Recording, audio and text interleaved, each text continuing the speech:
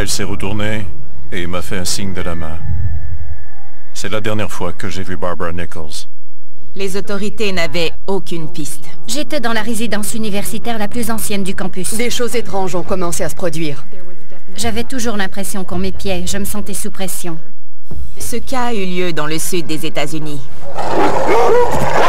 Quelqu'un ou quelque chose a attiré cette fille vers cet étang. Quelle sorte de créature peut tuer sans laisser de traces? J'ai commencé à sentir un inconfort accablant, comme des démangeaisons. Je voulais juste me retourner pour voir qui était là. La plupart du temps, les chiens étaient retrouvés morts dans l'étang Barbara Nichols. Qu'est-ce qui tuait ces chiens?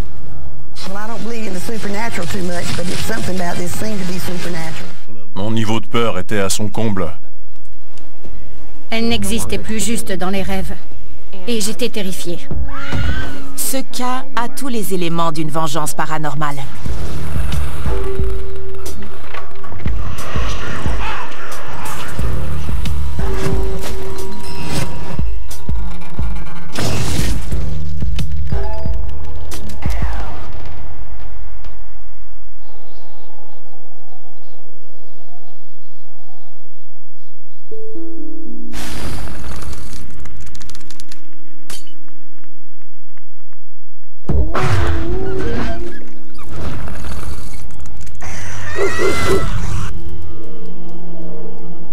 Comme je n'ai jamais vécu ailleurs, le comté de Johnston, c'est vraiment chez moi. Par le passé, cette zone rurale dépendait surtout de la culture de tabac. Presque tout le monde était fermier ou travaillait dans les champs. Je sais que ça peut sembler vieux jeu, mais on n'était que de simples agriculteurs. C'était notre mode de vie dans le comté de Johnston.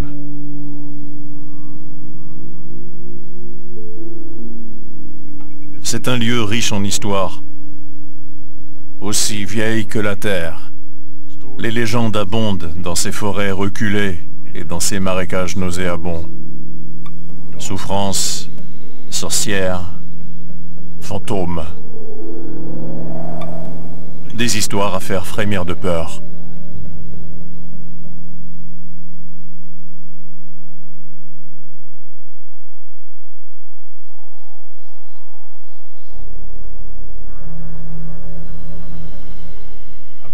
J'ai rencontré Barbara Nichols quand on allait à l'école primaire Corinth Holders. On prenait le même autobus scolaire pour aller à l'école et rentrer à la maison. Mais je ne lui parlais pas vraiment parce que j'étais amoureux d'elle.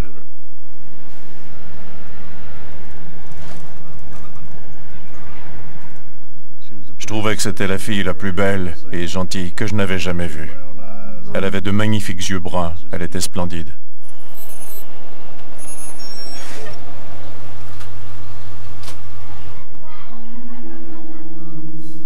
Ce jour-là, Barbara Nichols est descendue du bus et je ne l'ai pas quittée du regard, étant donné mon béguin pour elle. Elle s'est retournée et m'a fait un signe de la main. J'ai fait pareil. On a continué jusqu'à ce que le bus reparte. Et j'ai alors compris que je lui plaisais autant qu'elle me plaisait. Je l'ai vue se retourner et commencer sa longue marche vers chez elle. C'est la dernière fois que j'ai vu Barbara Nichols.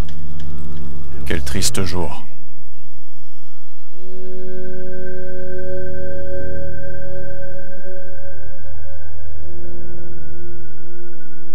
Richard Estep, Todd Naren, première prise. Ce cas est inhabituel et fascinant. Il contient tant d'éléments qu'on n'a pas tendance à voir. Erin Goodpipe, première prise. Ce cas a eu lieu dans le sud des États-Unis, où les marécages, les histoires et les légendes abondent. Cette fois, il s'agit de la disparition d'une fillette. Et la suite de l'histoire contient de nombreux tournants inattendus. Le bus passait dans cette direction quand on rentrait de l'école. Et c'est ici que j'ai vu Barbara Nichols pour la dernière fois quand elle est descendue du bus ce jour-là. Tous les jours, elle devait marcher environ 1,5 km jusqu'à sa maison.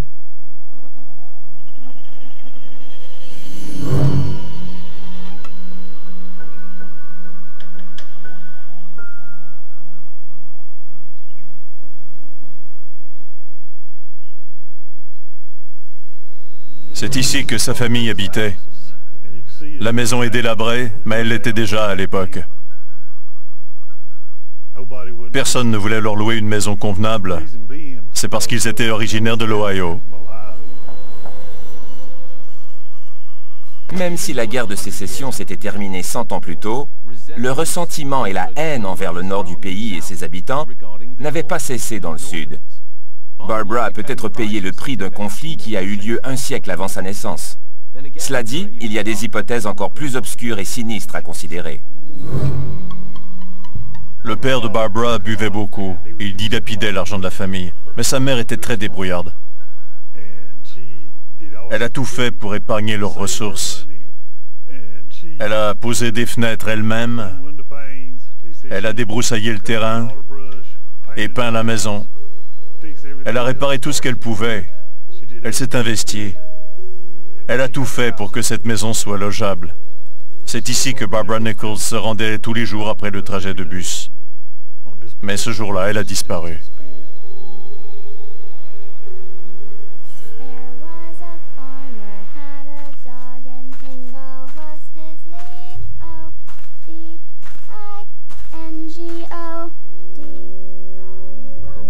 Quand ses parents se sont aperçus qu'elle n'était pas rentrée à la maison, ils se sont rendus à la route et se sont mis à arrêter les voitures qui passaient pour dire aux gens que leur fille avait disparu et leur demander s'ils avaient vu Barbara.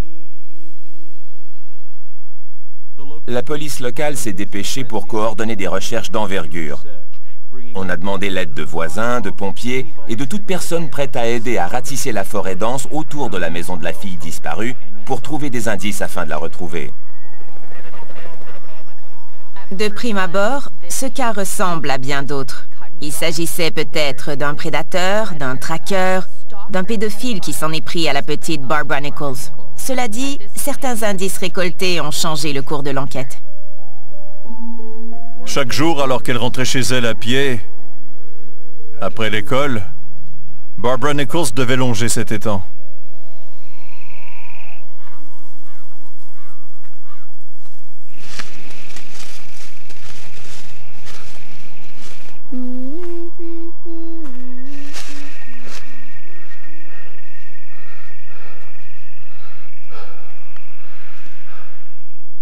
À environ 9 h le lendemain matin, on l'a retrouvée.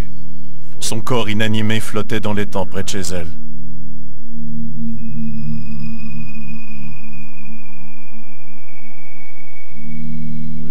On était tous retournés à l'école ce jour-là, et nos professeurs nous ont annoncé le décès de Barbara Nichols. On était sous le choc. On savait que les vieux allaient mourir, mais on ignorait que les enfants pouvaient mourir aussi. Ça m'a brisé le cœur. Je ne reverrai plus jamais Barbara Nichols. Les membres de sa famille ont décidé de partir vivre ailleurs. C'était trop insupportable de vivre là où la tragédie avait eu lieu. Ils ont déménagé. Les autorités n'avaient aucune piste. Il fallait penser au fait que Barbara Nichols prenait ce chemin tous les jours. Ça lui prenait de 15 à 20 minutes pour se rendre de l'arrêt d'autobus à la maison. Il fallait penser à qui était au courant de ses déplacements. Qui ou qu'est-ce qu'elle a croisé sur sa route?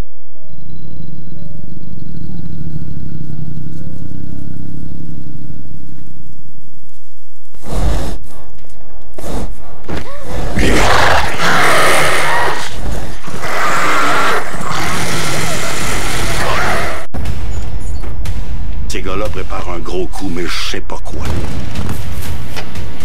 On dirait qu'ils préparent une invasion.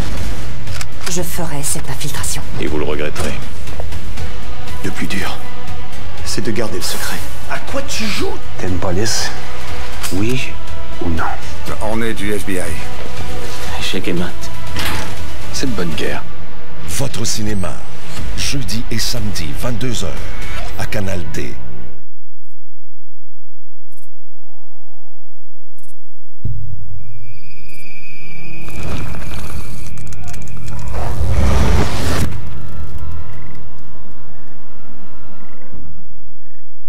On ne sait pas ce qui s'est passé, mais elle a été retrouvée dans les temps. Elle s'était noyée. Ça a été la fin de Barbara Nichols.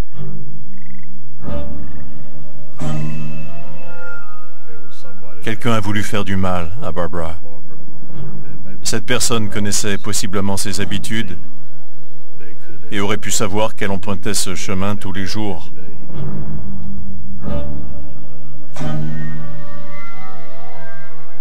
C'est le pire cauchemar de tout parent. À l'âge de 7 ans, Barbara Nichols a peut-être été tuée par un prédateur d'enfants. C'est ce qu'on supposerait par réflexe. Mais selon l'enquête policière, ce n'était pas l'hypothèse la plus probable. Le rapport d'autopsie a révélé qu'elle est morte noyée. Pourquoi s'est-elle éloignée de son chemin pour aboutir dans l'étang? Le corps de Barbara Nichols n'avait pas de traces d'agression. Ça porte à croire que quelqu'un ou quelque chose a attiré cette fille vers cet étang. On m'a dit qu'elle s'était noyée. On ne m'a jamais parlé de traumatisme contondant ou autre chose du genre. Ça ne mentionnait que la noyade.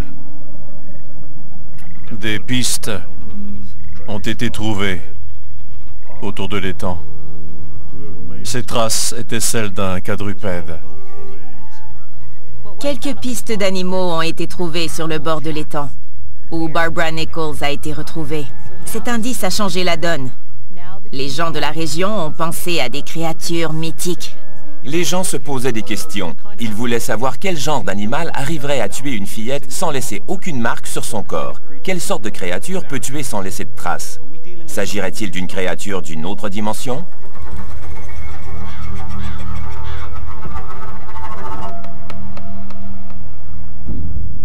Après ce drame, on s'est dit qu'un être surnaturel en était l'auteur, mais c'était impossible à prouver. Les autres enfants et moi, on se disait que le meurtrier de cet enfant était un fantôme. On imaginait plein de choses. C'est à ce moment-là que les choses ont pris une tournure étrange.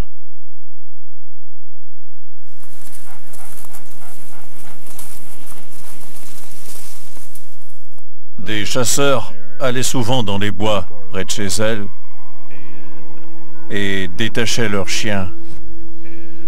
Ils chassaient le lièvre. Les chiens allaient repérer les lièvres, mais il est arrivé qu'un ou deux des chiens ne reviennent pas à la fin de la journée de chasse. Les propriétaires retournaient jour après jour pour chercher les chiens.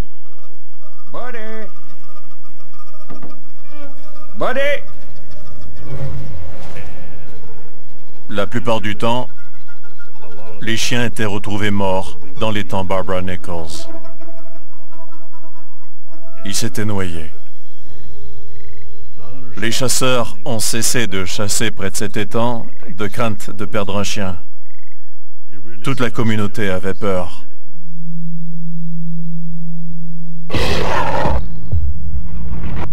Selon une légende, il existe une créature appelée la bête de Bladenboro. Terrorized everybody in Bladenboro, pretty much. I mean, it scared people. Well, I don't believe in the supernatural too much, but it's something about this seemed to be supernatural. Bladenboro est une petite ville à une centaine de kilomètres d'où le corps de Barbara Nichols a été trouvé.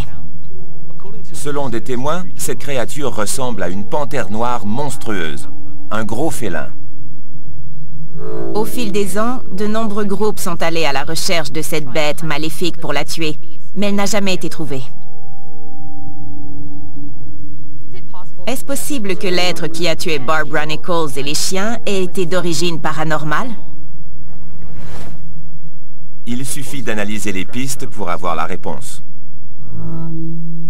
Les traces qu'ils ont trouvées près du corps de Barbara Nichols, il devait y en avoir d'une dizaine de bêtes. Comme une meute, en fait.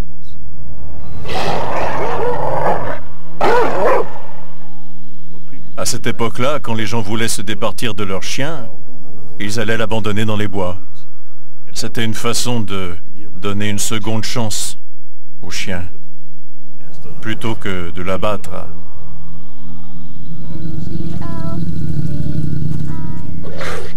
Les autorités ont conclu qu'il y avait une meute de chiens. On ignore ce qui s'est produit. Elle n'a peut-être pas été en mesure de fuir tous ces chiens. On ne sait pas comment, mais elle a abouti dans les temps. On a fini par apprendre que ce n'était pas tout. Ça semblait de plus en plus clair que les chiens sauvages ont joué un rôle dans la mort de Barbara Nichols. Mais qu'est-ce qui a tué les chiens de chasse? Dans les semaines et mois qui ont suivi, ça a continué. Des chiens de chasse disparaissaient et on les retrouvait morts dans les temps. La situation était si préoccupante que même les pêcheurs ne s'aventuraient plus sur les temps. Ils avaient trop peur.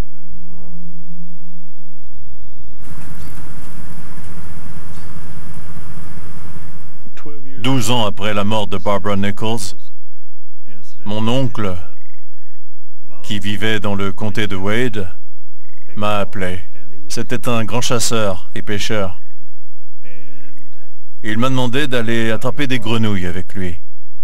Je vais vous expliquer comment on attrape des grenouilles par ici. D'abord, ça prend un bateau. Dans ce cas, une chaloupe. Ça prend aussi un trident. Il faut longer les berges aussi lentement que possible, tout en éclairant la berge dans le but de trouver des paires d'yeux qui scintillent ou des gorges jaunes de grenouilles taureaux. Quand la grenouille est bien grosse, elle est bonne à manger. Quand on en trouve une, il faut la piquer comme ça. On a sillonné quelques étangs sans trouver de grenouilles. J'ai donc décidé de prendre le risque. Je me disais que les gens évitaient l'étang Barbara Nichols depuis des années, alors il devait y avoir des grenouilles. On est monté à bord du bateau et on a commencé à chercher le long des berges. J'ai tout de suite pensé à Barbara Nichols. Je me suis dit qu'on n'était pas censé être là.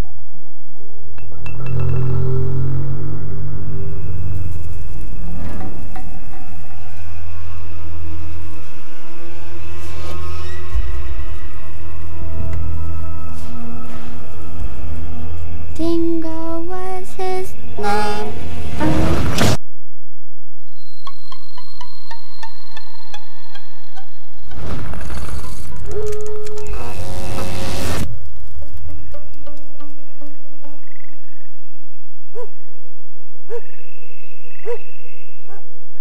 On a entendu un chien, au loin. Il se rapprochait de plus en plus de nous, et il aboyait.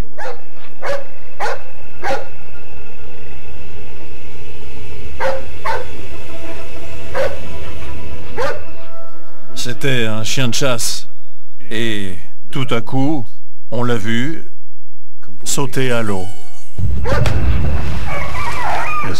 Il a commencé à nager vers nous à toute vitesse.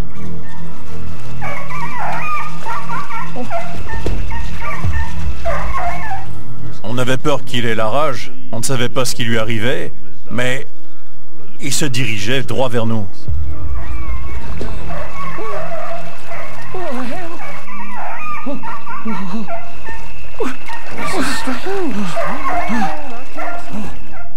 Une fois rendu tout près de nous, il a soudainement disparu sous l'eau. On ne l'a plus revu. On ne l'a plus entendu non plus. Fini.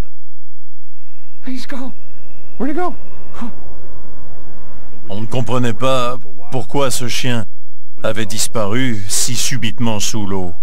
Il n'y a pas d'alligator en Caroline du Nord. On ne pensait plus qu'à partir. On voulait se rendre à la camionnette le plus vite possible pour quitter les lieux.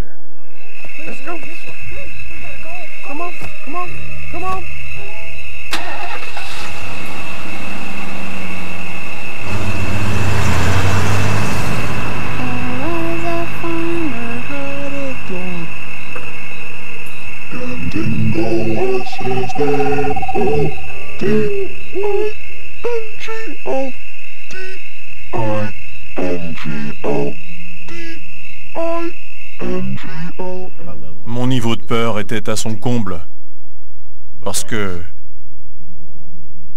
je savais ce que c'était. Je n'en ai pas le moindre doute. Barbara Nichols a tué ce chien.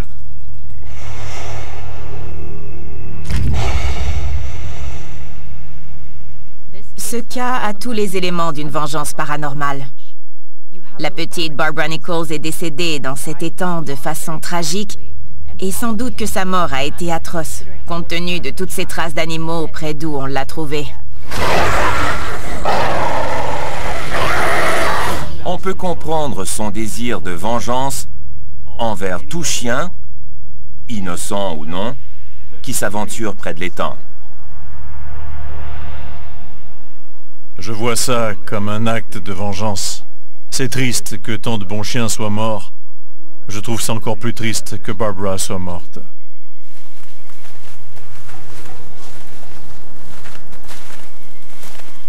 L'étang est encore là.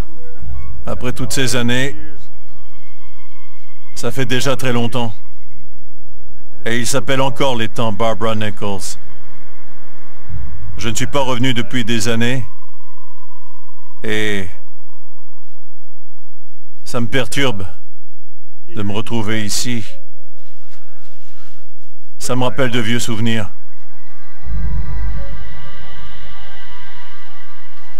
Elle aurait fondé une famille. Elle aurait eu des enfants. Comme nous tous. Il n'a fallu qu'un jour, qu'un moment fatidique pour tout changer.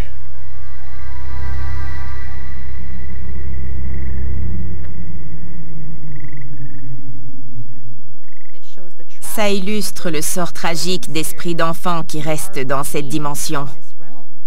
Ils sont soit coincés, soit incapables de faire la paix avec leur mort pour poursuivre leur route.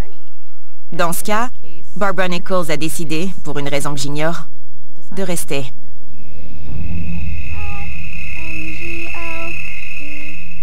Je sais que l'univers paranormal existe. La vengeance et toutes les émotions peuvent continuer d'exister très longtemps après notre mort.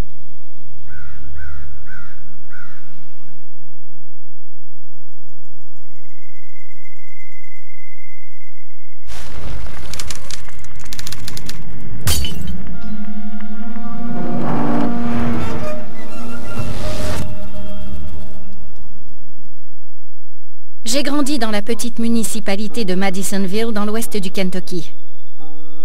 C'est une région où il y a de nombreuses fermes et de grandes forêts. Les gens sont très religieux, il ne se passe pas grand-chose. Je ne souhaitais pas vivre comme ça. Quand j'ai fini l'école secondaire, je suis allée à l'université dans l'est du Kentucky.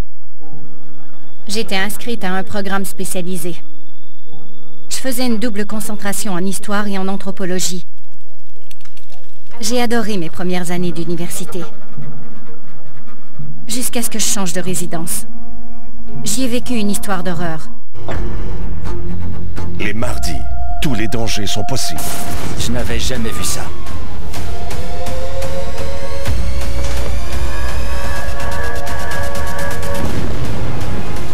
Ça s'est passé tellement vite, j'ai crié. On n'avait aucune certitude qu'elle allait survivre. Il fallait sortir de là à tout prix. Oh non! On craignait pour notre vie. Les mardis catastrophes, dès 20h, à Canal D.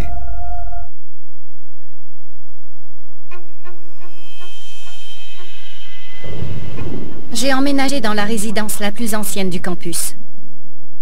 C'était un vieux bâtiment de briques très imposant, avec une galerie le long de la façade. Le genre de lieu qu'on voit dans les films d'horreur, surtout quand c'était désert lors de congés et que j'y étais seule. C'est un grand bâtiment imposant. Aaron Goodpipe, Stephanie Bingham, deuxième prise, prêt. Le cas de Stephanie Bingham est fascinant et assez original. Tout a commencé quand elle a emménagé dans une nouvelle résidence universitaire dans le Kentucky. Tony Lewis, Stephanie Bingham, première prise. Après son emménagement, des choses étranges ont commencé à se produire. En tant qu'enquêteuse, j'en tiens compte. Ce cas présente un mobile intéressant. Tout a commencé quand Stephanie a eu une nouvelle colocataire.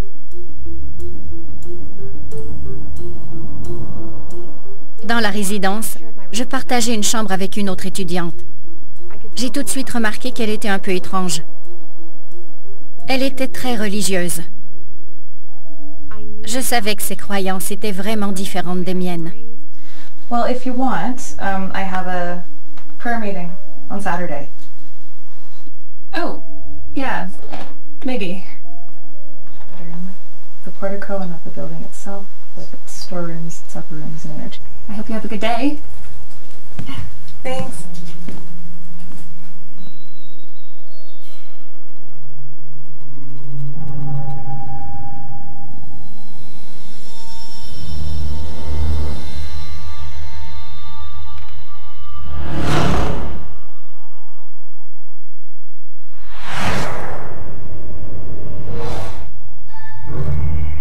Quand j'étais dans le bâtiment, j'avais toujours l'impression qu'on m'épiait. Je me sentais sous pression.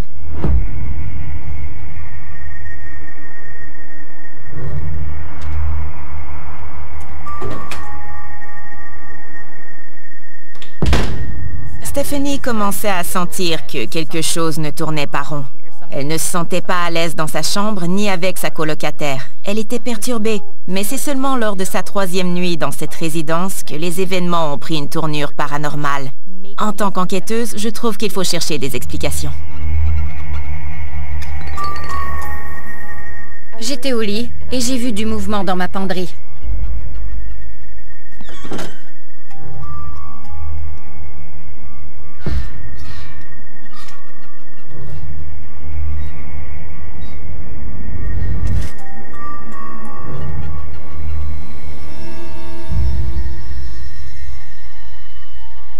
J'en ai parlé avec des voisines de palier et elles ont dit qu'elles avaient vu la même chose. Mais que personne ne s'y cachait. Elles étaient nombreuses à croire que c'était un voyeur. Stephanie et d'autres étudiantes dans cette résidence ont vu leurs vêtements bouger. Elles ont tenu pour acquis qu'un voyeur les observait. Mais il n'y avait pas de preuve tangible qu'une personne en était responsable. C'est le genre de cas qu'on me confie pour voir si le phénomène est d'origine surnaturelle ou non. Quand un esprit veut effrayer quelqu'un, y a-t-il un meilleur endroit que dans une penderie ou sous un lit?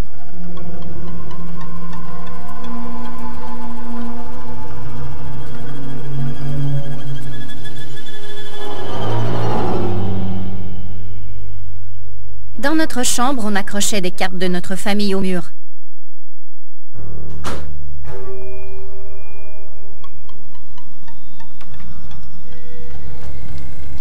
Un jour, en rentrant, les cartes s'ouvraient et se refermaient.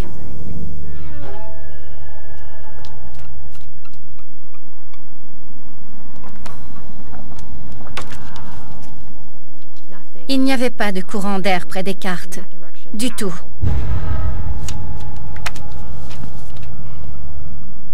Je constate un schéma quant à l'activité surnaturelle dont Stephanie est témoin. Les cartes de souhait lui étaient chères et les vêtements sont des biens personnels. Elle semble être visée personnellement, comme si on la ciblait. Reste à savoir qui lui ferait ça et pourquoi. Je constate une sorte de formule qui existe quand un individu est ciblé par un esprit. Ce dernier peut commencer par faire du bruit, comme le mouvement des vêtements sur les cintres, ou en déplaçant des objets personnels. Quand ce genre de choses arrive, je sais que ce n'est que le début.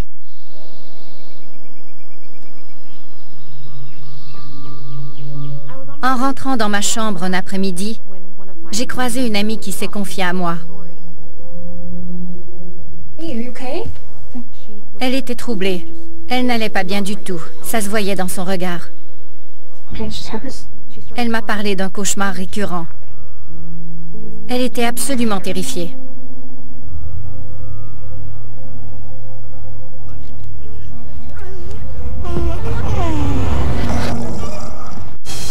Des esprits maléfiques sont revenus les hanter. Et des enquêteurs du paranormal commentent leurs témoignages terrifiants.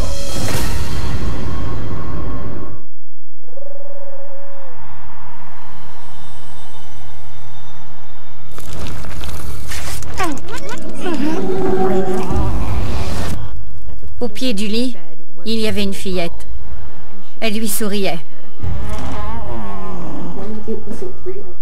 Elle a été envahie par la panique. J'ai tendance à ne pas m'en faire pour des cauchemars. Je lui ai dit de ne pas s'en faire.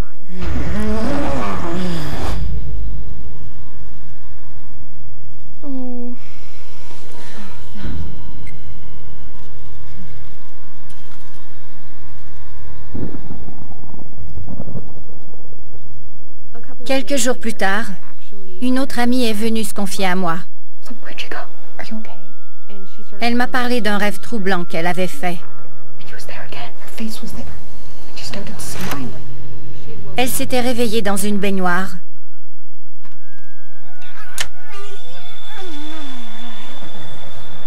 Et au bout de la baignoire, il y avait cette fillette. Mon amie était terrifiée.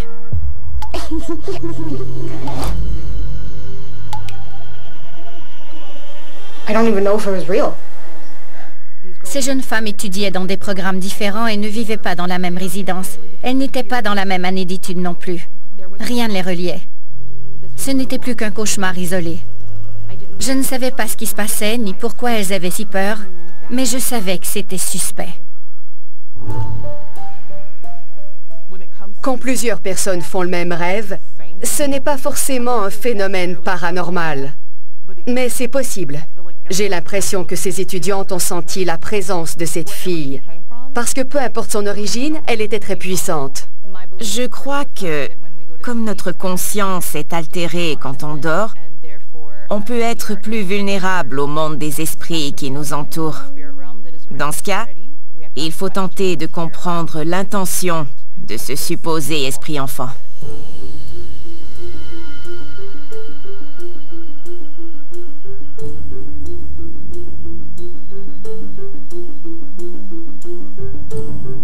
J'étais en voie de devenir anthropologue. Donc face à un phénomène qu'on ne comprend pas, il faut faire des recherches. J'avais l'impression qu'un être tentait de se révéler à travers ses rêves et ses cartes qui bougeaient. En consultant les ressources, pour comprendre ce qui m'était arrivé, et les rêves de mes camarades, je n'ai rien trouvé de véritablement concret. J'ai commencé à chercher des légendes d'êtres surnaturels qui souriaient. J'ai appris qu'il existait une histoire semblable d'une apparition d'un homme souriant. Cet homme souriant est en fait un personnage légendaire de Creepypasta, des histoires de peur sur Internet. Le sourire de ce personnage n'a rien d'ordinaire. Il est menaçant, comme pour dire « Je vais t'attraper ». C'est important de se demander comment on se sent quand on voit une apparition d'enfant et tenter de comprendre l'intention du sourire. Je crois que la plupart du temps, on sait intuitivement ce que ça veut dire. La plupart des étudiants rentraient chez eux à la fin de la semaine. Je restais sur place. J'aimais ça quand c'était calme. Je pouvais étudier tranquillement, mais je me sentais souvent seule.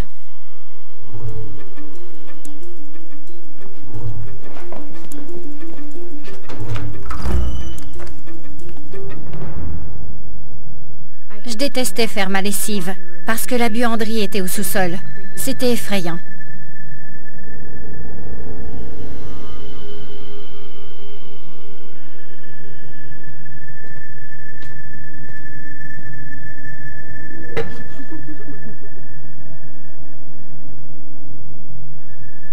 Je sentais un regard qui me fixait derrière mes épaules.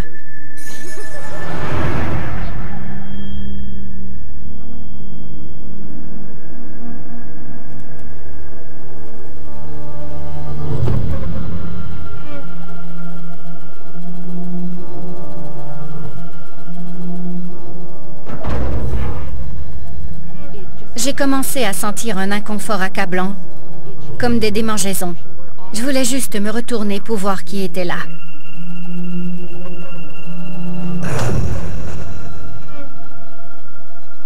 J'ai entendu un grognement derrière moi. J'ai eu une peur bleue.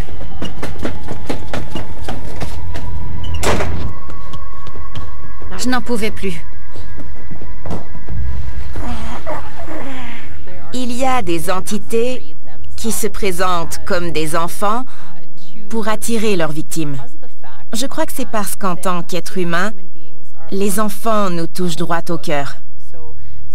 Les esprits le savent, et ils en profitent.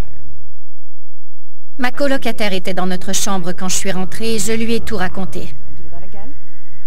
Elle m'a dit que j'allais brûler en enfer. Puis il s'est passé autre chose. Stephanie a tout fait pour éviter de redescendre au sous-sol, mais elle a fini par devoir y retourner.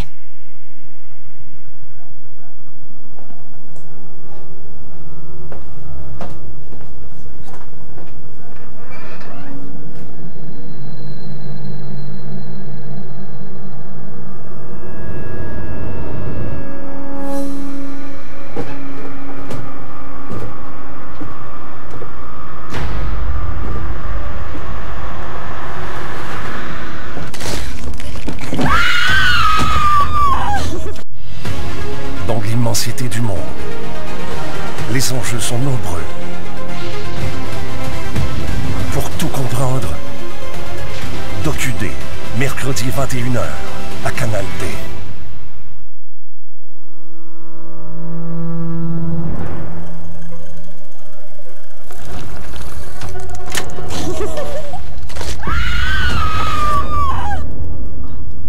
J'ai déboulé le tiers des marches avant de pouvoir agripper la main courante.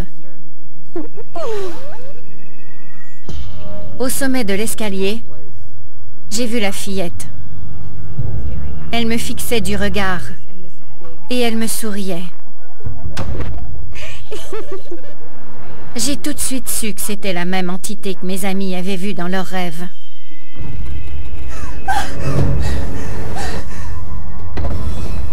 J'ai monté les marches à toute allure pour tenter de l'attraper. Ça a été mon seul réflexe. Quand je suis arrivée au sommet de l'escalier, elle n'était plus là. Quand il se passe des choses étranges, comme cette fillette qui est apparue, il faut trouver des pistes, voir si des enfants sont morts dans les alentours. À quelques kilomètres de là, il y a la maison Irvington, où Elizabeth Irvine et son mari et cousin William Irvine ont eu 5 enfants. Ils sont tous morts durant leur enfance. Je crois que l'un d'eux est décédé de la fièvre typhoïde. Peut-être que l'esprit d'un de leurs enfants a hanté Stephanie. Si oui, pourquoi s'en prendre à Stephanie? Cette fillette m'a poussée. Elle était contente de me faire du mal. Elle se réjouissait de ce qu'elle m'avait fait subir. Elle n'existait plus juste dans les rêves. Et j'étais terrifiée.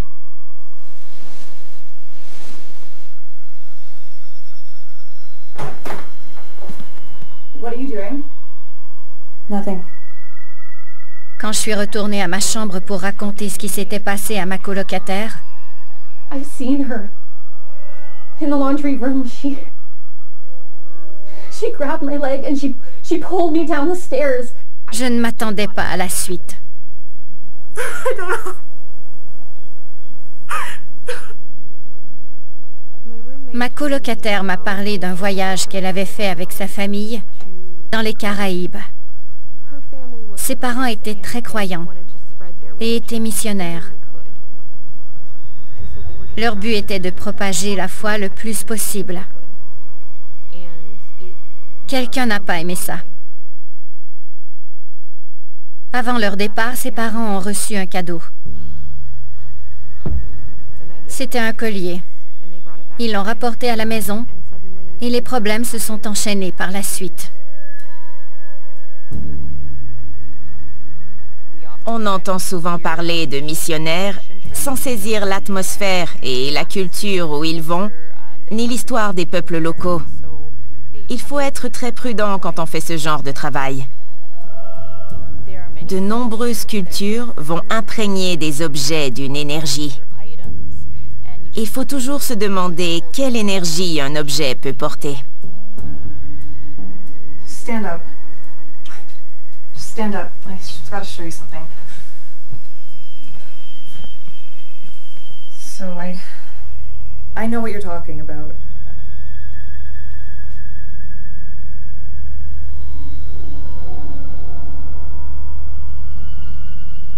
Pour protéger ses parents, ma colocataire a apporté le collier à l'université. Elle l'a caché sous mon matelas.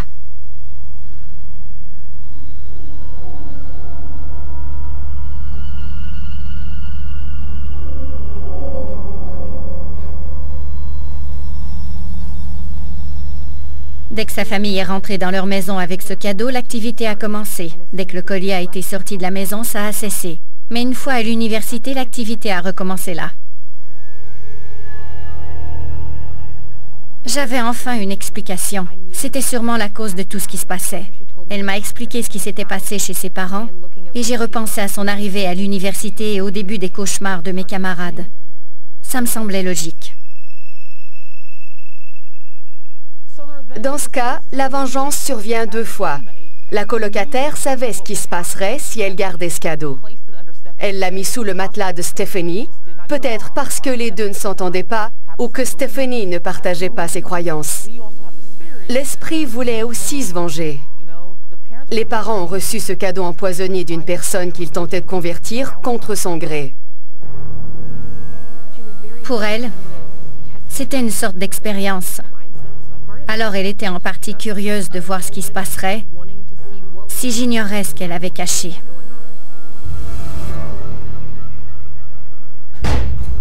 Il n'y avait pas beaucoup de solutions possibles pour me débarrasser de ce collier et de l'entité.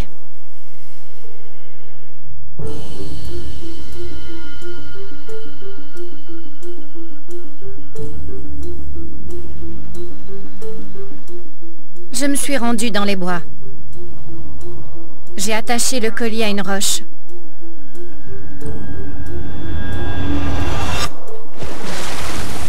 Et j'ai lancé le tout au fond d'une rivière. De cette façon, la fillette attachée à ce collier a pu se libérer et retourner d'où elle venait. Elle ne pouvait plus faire de mal du fond de l'eau.